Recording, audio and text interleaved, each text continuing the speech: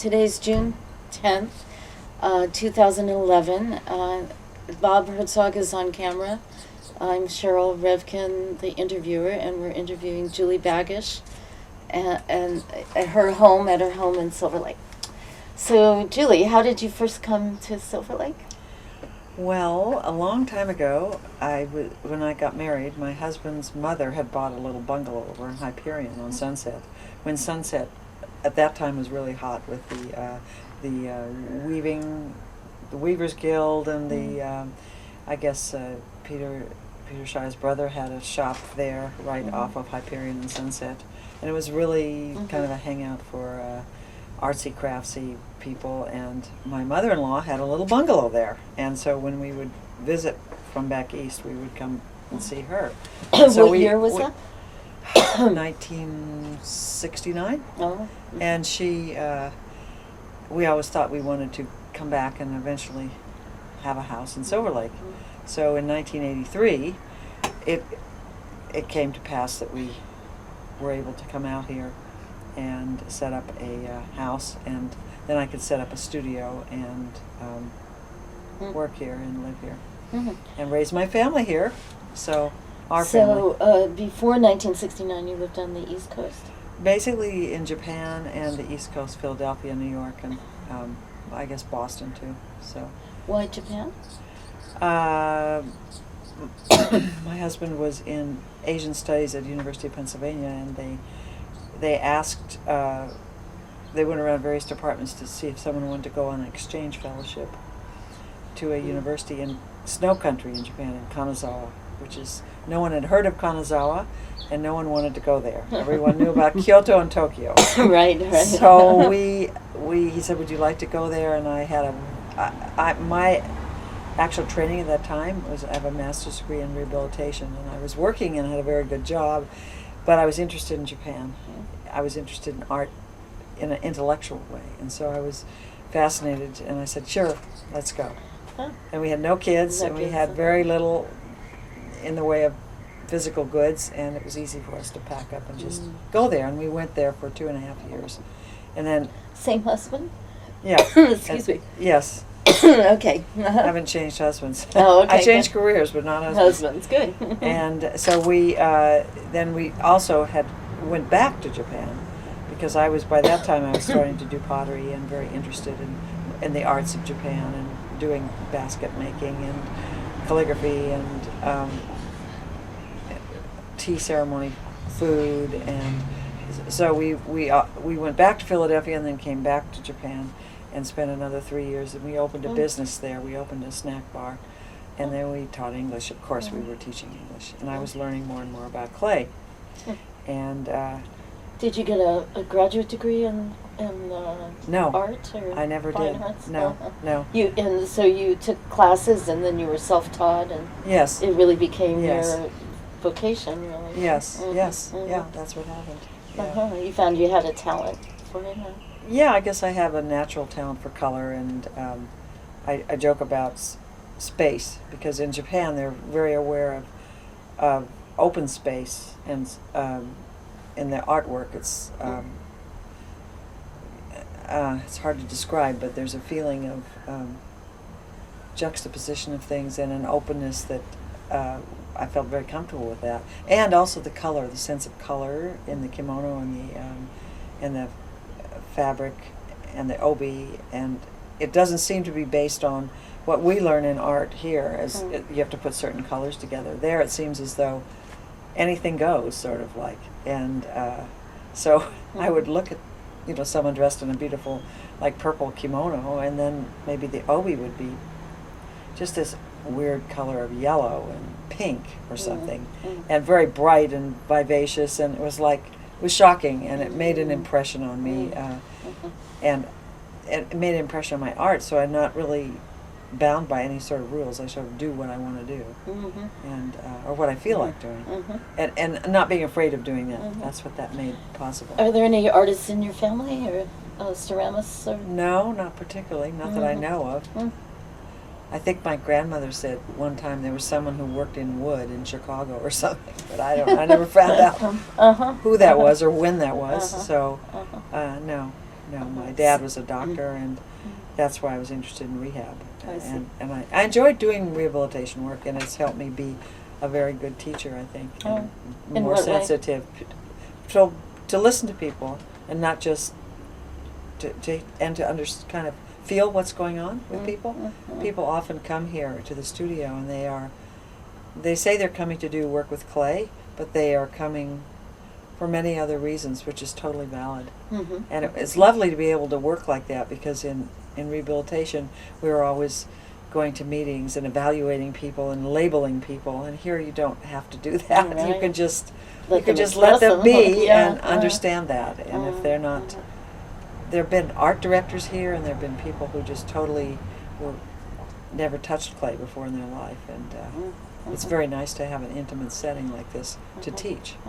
So I enjoy doing that. I learn from them. I get ideas from them. They don't realize this, that many times they'll be working on something, and I'll think, and I'll tell them this. I'll say, that's a wonderful idea. I'm going to have to use that in my work. So they're fresh. Their brains are open to things too.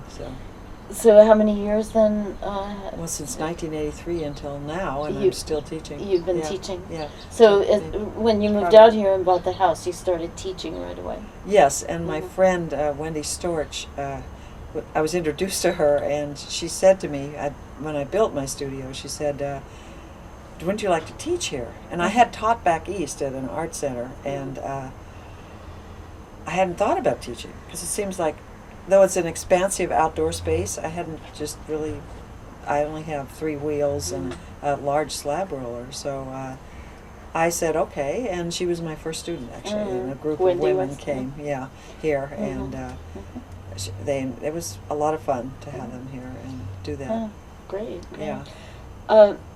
So your mother-in-law lived up in this bungalow. Yes. But you and your husband moved here, and then did you get kind of involved in the community then? Well, we got involved basically in the community through Ivanhoe School, with our children going to Ivanhoe School, and meeting a lot of people through that, and the Jewish Center, there were exercise classes. No, for me, my children didn't go to the Jewish Center. They went to a preschool, several different preschools. So in Silver Lake? Yes, all in Silver Lake. Yeah, neighborhood nursery and the LA Family. the one LA Family School. Yeah. LA Family, I see. Yeah. And you went to the Jewish Community Center Oh yeah, for we were exercise. very involved with that, because my husband's family had his parents were involved there, and our sister-in-law, I think, taught piano there. Oh, I see. And I still meet people to this day who had studied piano with my sister-in-law, Judy Bagish. Judy. Oh, is that right? Yeah, and she. Does she live in Silver Lake also? Well, she passed away some years ago, but they lived over by Mitchell Terrena School in that area. So what was the art community like when you first moved here? I mean, I assume you had other I had heard friends that you related to. a woman named Janice Roosevelt, and people who had sort of come out of Otis. But Otis was at that time kind of closing down its ceramic department and becoming and moving, and I'd heard about those people, but I didn't really know them, and I Peter Shire? No, a little bit, but I didn't really make a connection there. I met him and so forth. Those people were very well established, and I was sort of doing my own thing, and I established a gallery for myself at my home, because I got tired of taking my clay pieces around. It's a lot of work to do that, and then perhaps not even selling them very well. And not only is it it's a lot of physical labor to do that, but it's also it works on your psyche when you sit 2 or 3 days and there's nothing too much happening. That whole thing of dragging your work around has kind of changed, and so I decided to start the Silver Lake Art Collective. That's how that came into What being. year was that?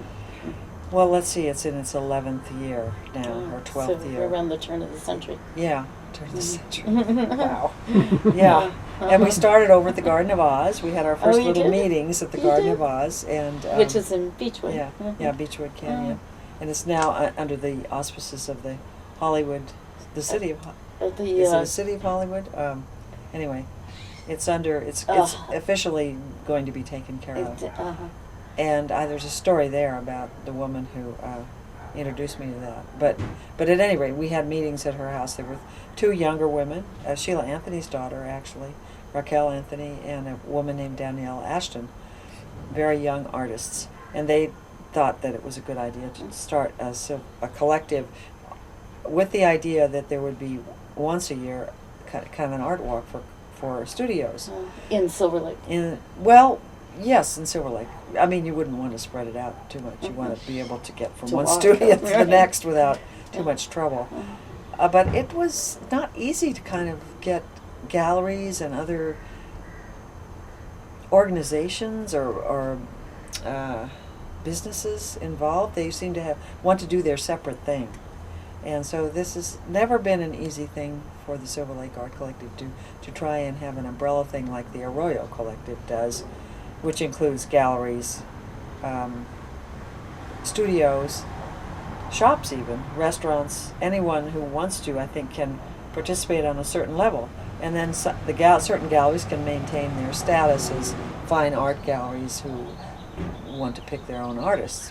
And they all come together once a year on that Arroyo Collective art tour. Art tour. Yeah. And how is that we different tried to from- do that in Silver Lake, but we really couldn't, first of all, we couldn't establish a historic place for people to pick up a map or something like that. We thought Barnstall would be, or Hollyhock House might be nice, but it's been not really Silver Lake, then. hard to, that's true. Mhm. That is true. So we couldn't find a historic place to have the center. But now the City Bank is helping a great deal, and they've accepted and allowed us to have shows there. So the City Bank has sort of been our kind of center. center. And it's gone along, and also you find that many artists are not comfortable with people coming to their homes or showing art in that manner. So, but now we have that But your space. membership, you're saying, is different than the Arroyo Art Collective because it's just individual artists Yeah. as opposed to gallery owners at and this point. businesses. Yeah, at this point. Mhm. Though we'd like to join together with that group, but With the Arroyo group? no, with the Uh, businesses and stuff. You'd like to, but Yeah. it hasn't really It hasn't really. actualized. No, Mhm. no. Uh-huh. I think that would be the powerful way to go. But they already have their own art. I don't know what they call it. We call ours an art walk. I guess theirs is a tour. Art tour? Art tour, and maybe it does it meets once a month or Oh. something. They're But- called the Silver Lake Art Tour? I'm not sure what they're called. Yeah. Yeah. Uh-huh. And then there's another Mhm. organization. Mhm. So Silver Lake seems to be kind of an amorphous kind of Yeah. gathering of groups that kind of want to do their own thing. So, Yeah, well, I guess yeah. that's... And our group has been going along, and we were still attracting artists, and the City Bank, as I say, is very Well, you've had shows Powerful. at Citibank, Yeah. twice a year? You do? usually once a year. Yeah. Once a But, year, yeah. and they open up their space. Yeah, they And donate and they're their the space, sponsor, and kind they're of. yeah, yeah. It's been quite amazing. So you were the president of the art collective For a 8 while. years, yeah. Right, and then Now you I'm turned not. it. You turned Yeah. it over to someone. Yeah.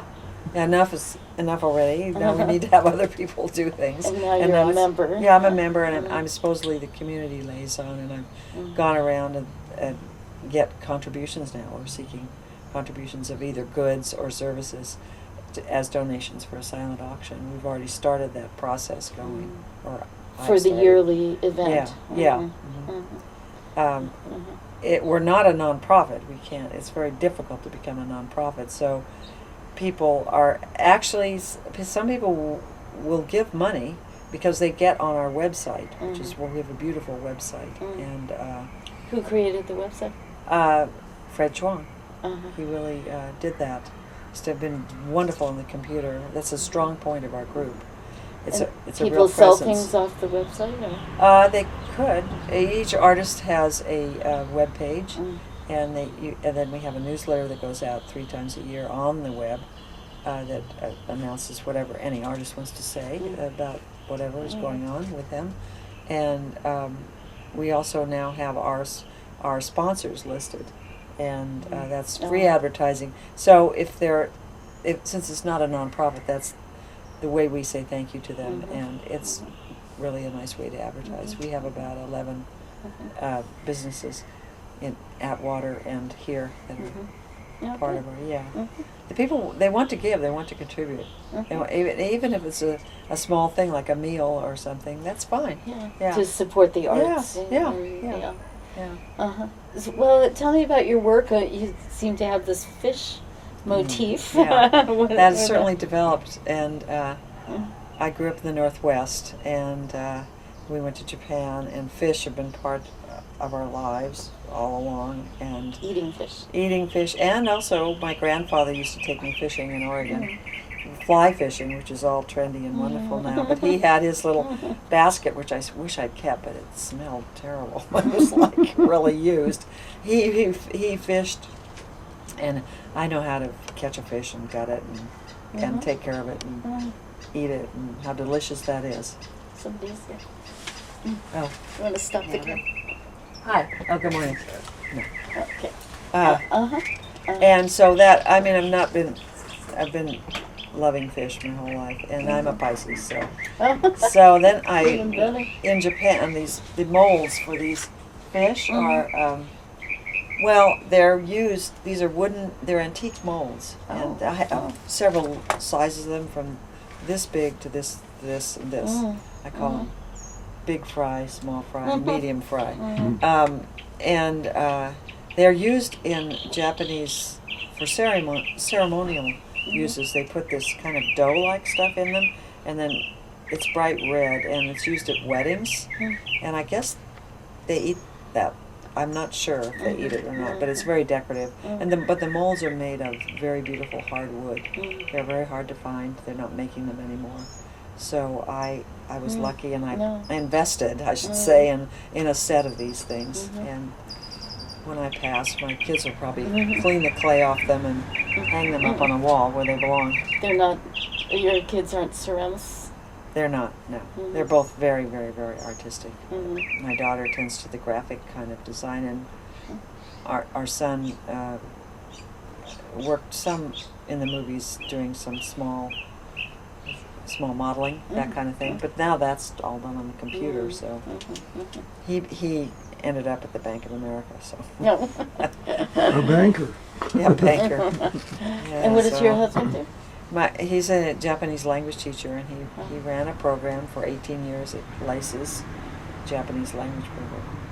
Laces? Los Angeles Center for At the school. Yeah, at the They're school. For enriched studies. the enriched Uh-huh. studies, and that was part of their Mhm. enrichment, to have a Japanese program, which is still going. Mhm.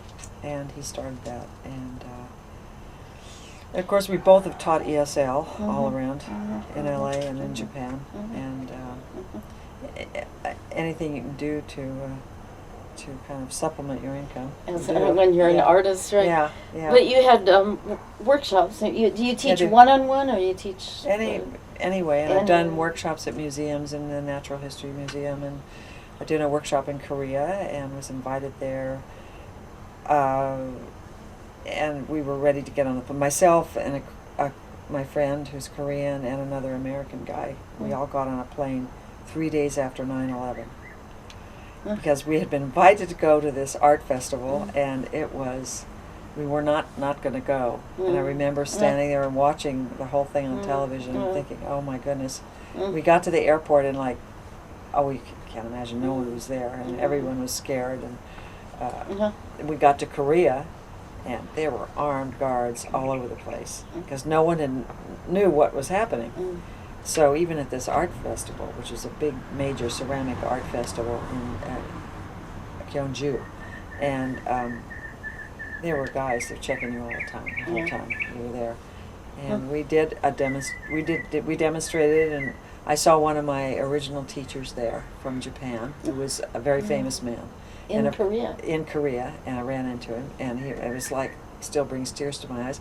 He was there, and he's a major player in clay and internationally known ceramic artist, and he was doing something on stage, and then we were doing little presentations in buildings where people could walk up and interact with us, and then our work is part of the permanent collection of the Our ceramic museum there. The three people who went, we Oh, all have our oh. work now Oh. represented in the Mhm. museum in Korea. Mhm. So Did you ever think? no, I never thought that, and I never thought I'd been in and out of Korea when we lived in Japan, and Korea has really changed, just amazing. South Korea. South Korea, yeah, Mhm. just much more than the Mhm. changes we saw in Japan. Japan Yeah. is so. Mhm. Well, will you be sad to leave Silver Lake? I mean, Well, I hope I could kind of stay around the fringes, and Yeah. I'm very. Still be involved. I feel as though I've set up this whole thing, and it's. Mhm. I made great connections. I'm in a fish gallery called Aficionados on Mhm. Catalina Island. No. Karen King, I don't know if you know No, her. I don't know her. She runs this wonderful gallery, and I also be part of that, and she does very well for me. And it's been a real trip. Though this house, when we first bought it, we did think it might become an investment. We don't tend to think of investments particularly in this family, but it has happened, and we're lucky to take advantage of that. It's a very large property, and Yeah. yeah. I think let's walk around the property, if that's okay with you, Bob. Sure, I'm going to turn the camera off and take it off the tripod, and I'll follow you around. Okay.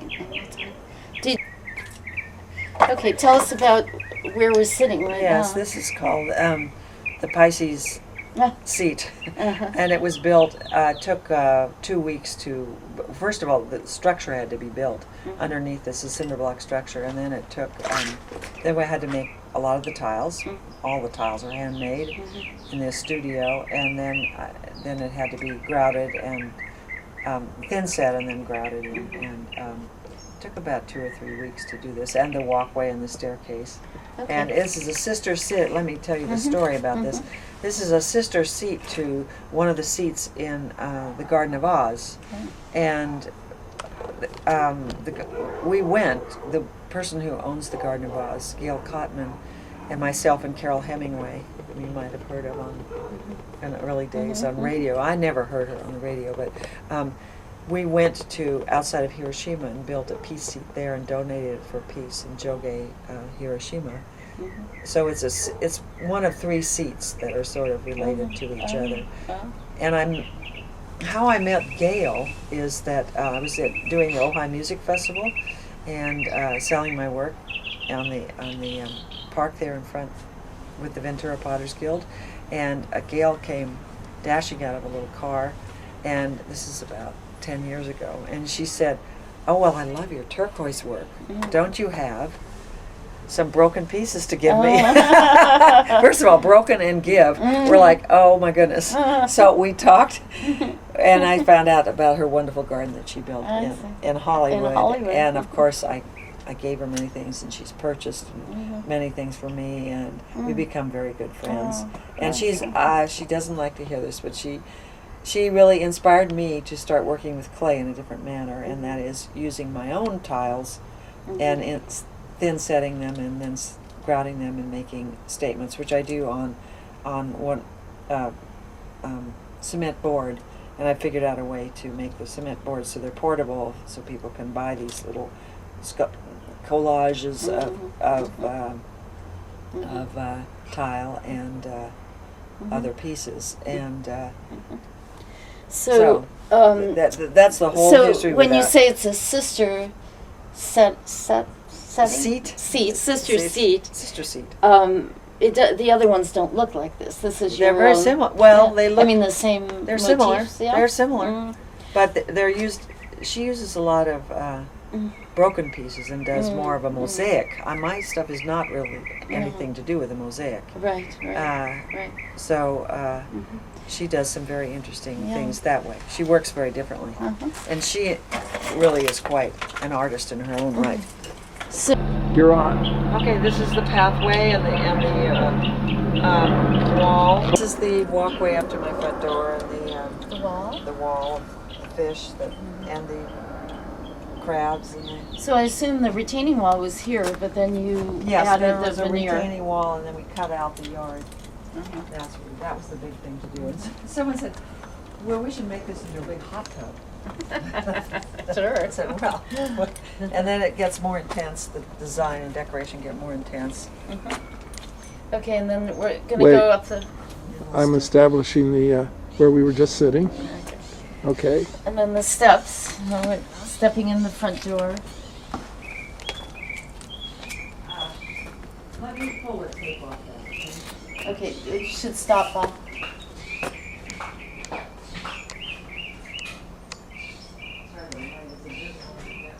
I laid it out here, and then I made the design ahead of time. Oh. I didn't just, Yeah, do it haphazardly. no.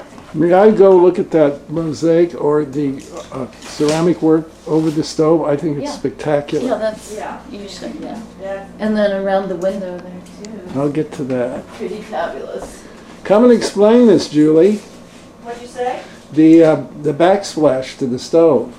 Well, she said she actually planned this. Wasn't haphazard. You can see the cup is coming out of the wall. It's like a. It was laid out on a pallet. Isn't this called peak assiette? I'm sorry? Peak assiette, when you have found objects that you put. Maybe, I don't know, I never heard that term before. Yeah. How do you say that? Peak, P-I-Q-U-E dash. French? Assiette, A-S-S-I-E-T-T-E. Oh, wonderful. And Sounds Joe very French. Becerra does, like he did a whole fireplace of peak assiette Oh, yeah, Joe. with pieces coming out like Yeah, that. yeah, and those all have little stories, and, you know, things. You want to that come I- and tell yeah. us this? Well, one? they're funny, like this was a sake cup that belonged to my grandmother. Wait, Wait, hold on. Oh, this is a sake cup that belonged to my grandmother, Mm-hmm. and these are the like we like to have soup. The things we've used over the years in our kitchen. The And these records. are Art Deco tiles that I put all kinds of different things together, and I loved that Art Deco tiles. But I don't necessarily like to. It's obvious, I think, by my work that I don't necessarily like to have one style. Yeah. I like to make a collage of different styles together. 50s kind of stuff. it really is. It looks like a storyboard for titles for a 50s movie. Yeah, it's Doesn't amazing. it? Okay, so then And then You and people would give me things, and of course these are lids that I bought at, I think I bought those at N, the Japanese store. These are N, porcelain lids. And this is just, someone found that, or wait, bought that. I can't move that fast. Okay. Otherwise, I'll make whoever's viewing this seasick. Well, tell us about up here. It's just fish flowing through in one direction and back in another. I wanted to make a flow. I should describe that I made a mistake in measuring, and this is much smaller than that area, and I had planned to put the spirals all the way around, and those spirals don't fit here, and I didn't realize that when I laid it out. So then I had a lot of fish, and I made a flow of fish. So you have to respond to what's going on at the time. Yeah. Art A is good art innovation. is just innovation all the time. But it's kind of like they're swimming in different Yeah, directions, a little yeah. bit of Escher, right? Yes. And someone gave you this, you Yes, said? yes, a good friend Oh, gave me I that. love it. It's perfect right Yes, there. I know. Yeah. All right, I'll finish Okay. folding it. And this is under here. This is your work. Well, this is, oh, yeah, we did this in panels, and we stuck the panels up, so they technically could remove these panels and be taken and put someplace else, which is an ideal way to work if you want to sell your- it. keep and your stuff. going. I've done a wave for, like that, in the bathroom of Gail Crosby's house. Yeah, I see. And it's really wonderful that she could take it with her if she decides to move. Being a realtor, she'll probably do Right. that. And what about the rabbit? Oh, the rabbit. It was my husband's favorite I rabbit, got it. so he kept it, and it's one of my bunnies, it's a throne piece. Oh, I Two love pieces put together with a raffia tail, and Oh, it just... so yeah. beautiful. Yeah. And this plate is... Can you get that in your purse? Don't give it the first. I've kept Okay, five or this is a six- peace plate. Yeah, this is the character for peace in Japanese, Hmm. or Chinese, too. And it's high fire stoneware. It was one of the first things I made like this. I kept certain pieces as a record of where my work's going, and this is one of them. So, and these fish up on the wall are organic pieces. They used to sell them at a gallery in Los Angeles, freehand gallery used to market those, and they're slab work, and they're very organic and wonderful. And that's one of my teapots. I do like to collect teapots. This is one of my teapots. These are the iron teapots from Japan. This is the little cottage teapot that's so popular from England. This is a Japanese teapot bought in a thrift store, and this is a Japanese style teapot made by an American woman back east, and she doesn't even make pottery anymore. So, okay, this is a piece that was a collaboration between my fish pieces and Further, which is a store on Sunset, and they do this beautiful, very intense mosaic work, and I thought it would be fun to incorporate my organic fish with the refined quality of the mosaic work that's done in that shop. So I really have had a lot of fun making this together with the people there. So. And then tell us about the stairs too. Yeah. And the stairs are, you might want to come down here too. The stairs were the first thing I did in this house. The stairs in that, if you go up there and come down on the tiles up there, those are interesting, those pods. Those are lotus pods. Oh. So, and the stair's under repair now because it's been here 8 years, and though we often take our shoes off in this house, it still takes a lot of wear and tear. And it was the first thing I did, and it was a learning curve, and so it became I call it the fish ladder staircase, and. So you were these wooden stairs? They were wooden stairs, and then I'm set afraid tile. they're set tile. The tile's been set on the wood, which is a big no-no actually, and I didn't know that at the time, and. The guy I was working with didn't say anything, so, but they've held up pretty well. Bob, she was referring to these pods right up here. They're kind of interesting. To come where you are. Well, I think you should go up the stair actually. So I can't with the camera. I'll fall down and break my nose. Well, I could do it if you. Because here, let me point it out here, maybe Julie. But this is a lotus pod. Yeah. And so it comes out It's very three-dimensionally. three-dimensional. Yeah, exactly. Yeah. So if you're coming down the stairs, you can see even the top of the pot. And up there is some artwork. There's Nancy Romero's drawing of a wonderful drawing. She does fabulous artwork. And next to it is a portrait of myself as a little art I collected in 1963. A guy named Cook, his lithographs, and Yoshida's block print. Tell us about that one. Well, it's a lithograph, and this and man is a California artist. This is a companion piece?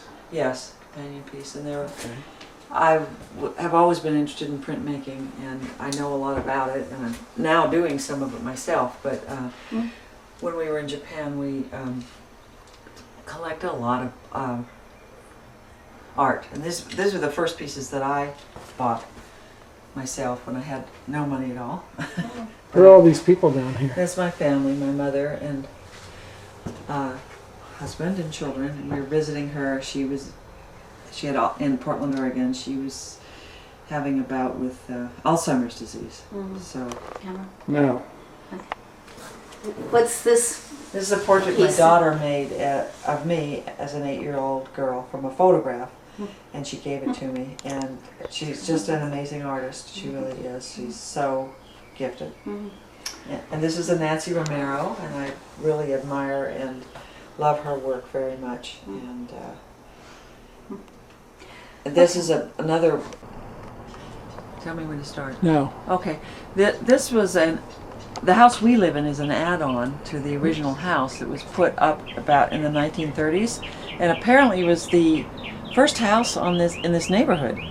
And the man who lived here, he planted all the fruit trees that are here still to this day, and the 5 fig trees there were must have been 20 fig trees here originally.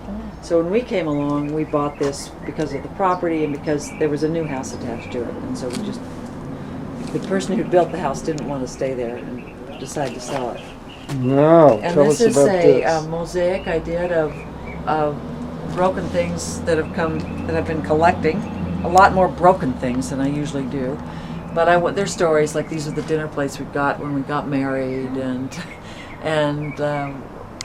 there's just some tea things up there that we bought in Japan, and just odd collections of things. And this is sort of a palette of tile work that I've done for people. This is where you have to make a gift or give a gift to all the people that are giving you gifts, and so it says Ken and Yuko.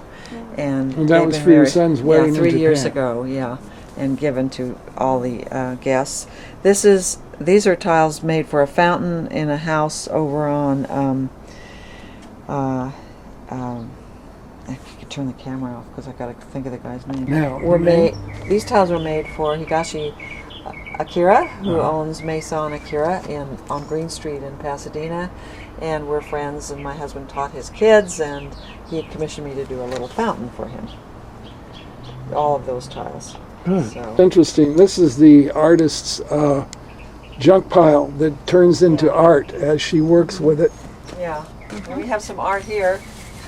This is made by a student, Mr. Paul Rotundi.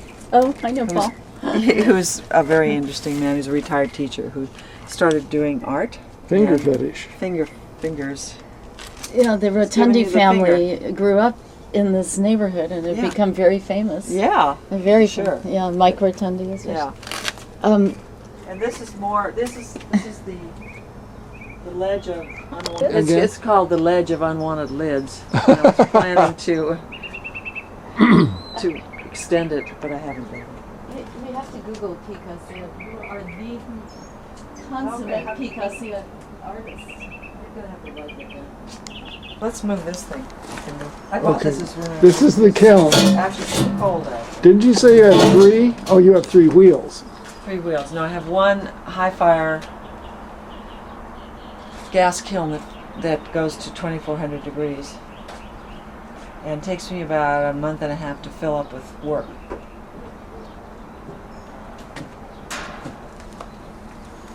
And I have 2 places where I reconstitute clay, and I recycle everything.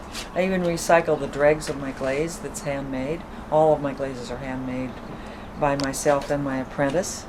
And Who's your apprentice? my apprentice is Marcy Chan, and she's a student who's been working here and trading off. I do attract a few people who want to do that kind of thing.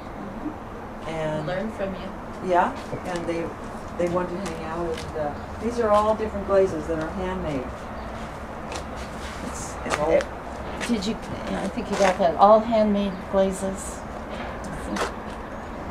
Okay, why don't we turn the That's a camera off and slab we'll roller go there. down. and then there's the gallery. Yeah. What is that down there? That's the slab roller. Are we going down there? Yeah. I Okay. can show you a piece that just Cam- Such a great property. I know. Uh-huh. But it is, Mhm. you know, keeping up with all of this. And you make masks. Yeah, I do. Just another storage area. You say this was here. Phil, he's gone now. This space was here when you moved in? Yes, I just refurbished it a little bit. It's quite a space. I love this. Well, thank you.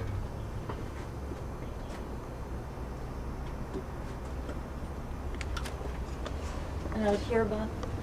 Ever made, and since then I get into a mask mode, and I'll do masks either in a mold or a freeform style. And we did a workshop with some kids and took masks of their faces and then made masks from that. Each kid got their own mask. But I encourage people to make them not as portraits but as sort of freestyle artworks. Okay. I do a lot of That big is a- pieces here, slab roller, and I can do a lot of tiles here and make plates and all kinds of things. And these are works in progress here. This is a work in progress, as I was saying, where I do I lay the stuff out like this, and I on thin set, and then I come back when I'm grouting and fill it with odd things. So these are 3 sections that will fit together and hang on the wall in a special frame. This is just some of the broken tile that I'll use for projects like this. And this is Mr. Rotundi's wonderful self-portrait. We worked many months on this. So I get wonderful students here who do fabulous things. Oh, Really. that's Paul's face. He all worked right. so long on that. Right. He and his wife are so wonderful. Okay. Okay. Now we do the Okay. gallery. Now we have about maybe with Julie. I'll get her. So you call this the gallery? This is the beginning of the gallery. This is a beautiful persimmon tree. I use the leaves on that tree and the nasturtium leaves for my work. How exactly do you use them? I make plates and utilitarian things and some art pieces. I'll show you one of the art pieces in the gallery made from leaves. And also the plates. And this is the end of the driveway with the wonderful graffiti piece that was put in. My nephew is part of Artstorm. In fact, he's the founder of a group called Artstorm. His name is Steve Bagish, and he's done a lot of work around the city with graffiti artists. Very good work in schools and stuff. So I commissioned one guy named Pryor to come here and do growling fish. And save the. I love the door. It's that padded kind of, I don't know what, metal. Metal. Yeah. And so I didn't want to destroy the door, because this was actually the garage to the house. The car would come down here. The original house, I think. Yeah, and so there it is, Jules Pottery. So is it storage space on the other side Yes. of that door? Yes, a lot of storage space. Okay, so Right. this is your gallery. Yes. So that means And you I sell. have an inside and outside gallery, and pieces that I actually, people ask me, does a lot of stuff get broken? In fact, I see a broken piece over there now, but not very much stuff gets broken here. So you leave it out in the rain. Yeah, it's just trouble always dusting it. But you have other people's work here. No, Oh, just your own. And you sell, and people yeah, hear about it and come yeah, to buy pieces. yes, they do. And do you advertise? Or? Well, I try to advertise. My most successful ad was in the Sierra Club, actually, in the little throwaway newsletter that we get once a month from them, and I got a lot of people coming from that. My more expensive ad that I did recently was in a fold-out magazine that's handed out in the market over here, not Ralph's, but Gelson's? Gelson's. Uh-huh. And it's there, and it features a movie star. There are 4 issues of this, and it was quite expensive to do that. And then there's I have a spread there as an ad. Like, So, just a general idea, how much would you sell this porcelain. Yeah. beautiful piece for? Well, it's porcelain with hand Mm-hmm. detailing, and it's food safe and dishwasher safe, and it's $100. $100? Yeah. Oh, it's so gorgeous, really. And I'm very careful in the detail work of the back side of everything has. The underside too? The underside And you has sign good- all the yeah, pieces? Oh yeah, oh yeah. You know that pot I admired down in the storage room below? I noticed when I got up close to it, Yeah. that it was the bottom Oh. of the piece, which Well, no not one, really. unless you No, that presented was it the like. top. It's just an odd piece. It Oh, was okay. meant to go on another piece Oh, I see. and just rest. Because that was a beautiful Yeah. piece of work. And there's certain things that I keep. I've had this here a long time. I think this is quite an interesting piece, but it's sort of a combination of hand work and thrown piece. You know, and I won't. I keep it here because I think it's a Did beautiful you? piece. Yeah. Did you make the chimenea? No, I got that at CVS. Oh, you do? Yes. And then you added to it? No. Oh. I just put that wood on top of one of my sculptures. I make some very And what- zany sculptures, and we don't use it, as you can see. Yeah. Uh, What about the ball? well, the fishing ball came from Japan, in a fishing village near where we lived. Mm.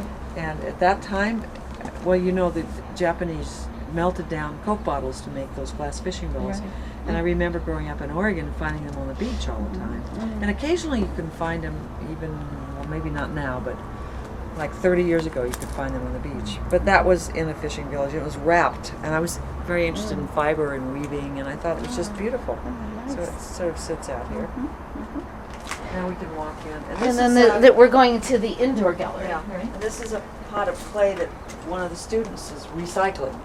So I teach my students to recycle their clay and they use everything.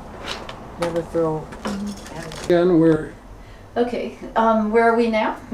We're in the Growling Fish Gallery. That's the name of this gallery. The indoor version. Yeah, the indoor version of the outdoor.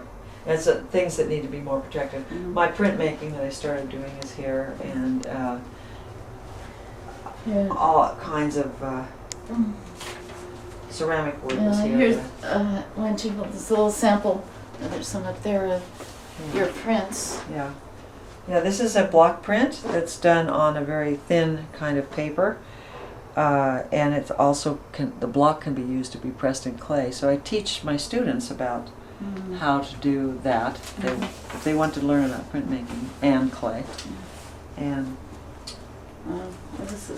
so you make a lot of functional pieces? I love making functional pieces, and I love making unusual pieces. I've driven all the way up to Oregon to participate in wood fire kiln at up there when I was visiting my mother, and these are wood fire pieces, which means there's no glaze on them. What you see on the surface of the pot is the ash flowing through the kiln. Takes 4 days and 3 nights to fire wood kiln. It's like sailing a ship in a way, that you have crews working the whole time, stoking until it comes to temperature.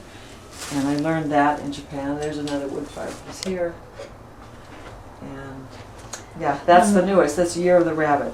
Yeah. This is such a fabulous piece. Tell us Well, what it's called. This I wanted to make for the Year of the Rabbit. I wanted to make a rabbit teapot, and I couldn't resolve about how the tea would come out of the mouth. So I thought, let's just make a pot. And so I did that with a little tail and a funny little hat, kind of like a Peruvian inspiration. Those little hats that the men wear in Peru. I may be wearing one soon. Yeah. Oh, you're going to Peru? Oh, yes. Yeah. Oh, that's very sweet. Yeah. So I am taken with the seasons. That's my Japanese training, and here's a leaf plate next to it. Wait, let me just put this down carefully. A leaf plate back here? Yeah. So this is an example of a leaf plate where I've rubbed cobalt on into the design and then out and then dipped in a ash glaze and then fired it as porcelain. And I love to work. And here's a leaf object sculpture that's made of comfrey leaves. These are all, it's all seasonal kind of work. So when the comfrey leaves are in the summertime, I can work with them, and the nasturtiums in the spring, the persimmons in the fall.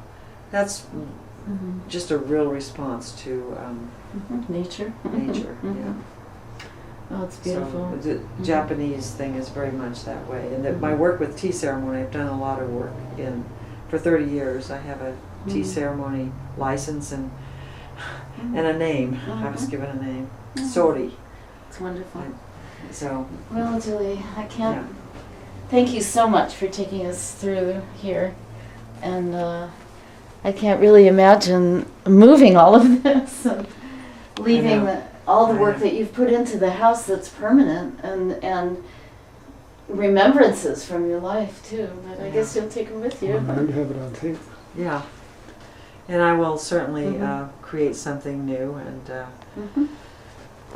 Before we leave, I wanted to come back to this fellow with the basket on his head, and Julie has an explanation for it. of course, and he's been aging very nicely out here, and he wears a Japanese hat, basket hat, so that's a lot of fun. And I think it's fun. he looks pretty jolly there. He seems happy. And this is my husband's cactus collection. I collect cactus too. Yeah. So, Julie, thank you so much for showing us your very home, much. your Thank wonderful you. work, and your Thank gallery. you. Thank you And for, I will get a being copy of there. this to you within the Thank you. next Oh, few okay. months. All right. I thank both of you, Cheryl and you, for coming here. Great in the garden.